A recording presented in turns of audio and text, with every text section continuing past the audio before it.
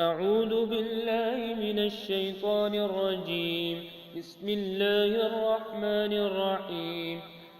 إن الذين آمنوا والذين هادوا والنصارى والصابئين من آمن بالله واليوم الآخر وعمل صالحا فلهم أجرهم عند ربهم ولا خوف عليهم ولا هم يحزنون. وإذ أخذنا ميثاقكم ورفعنا فوقكم الطور خذوا ما آتيناكم بقوة واذكروا ما فيه لعلكم تتقون.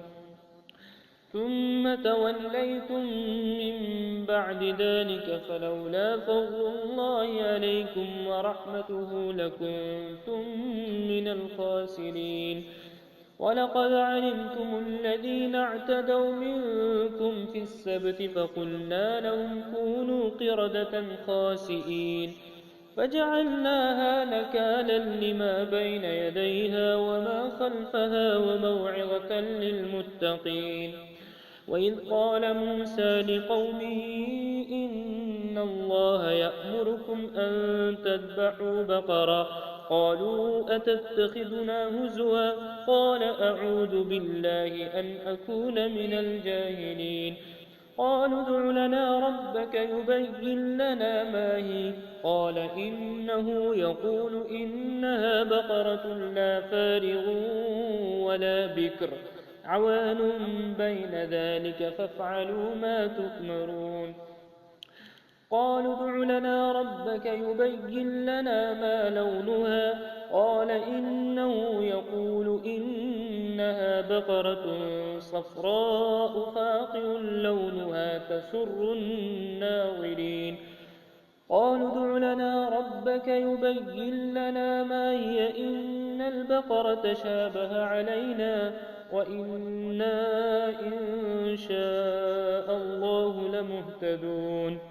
قال إنه يقول إنها بقرة لا ذلول تثير الأرض ولا تسقي الحرث مسلمة لا شية فيها. قالوا الآن جئت بالحق فذبحوها وما كادوا يفعلون.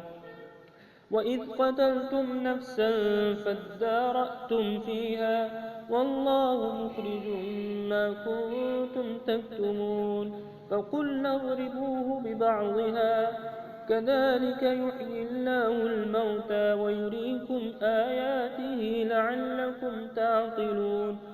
ثم قست قلوبكم من بعد ذلك فهي كالحجارة أو أشد قسوة وإن من الحجارة لما يتفجر منه الأنهار وإن منها لما يشقق فيخرج منه الماء وإن منها لما يهبط من خشية الله وما الله بغافل عما تعملون.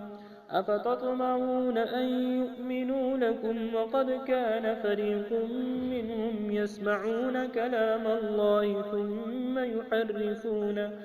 ثم يحرفونه من بعد ما عقلوه وهم يعلمون.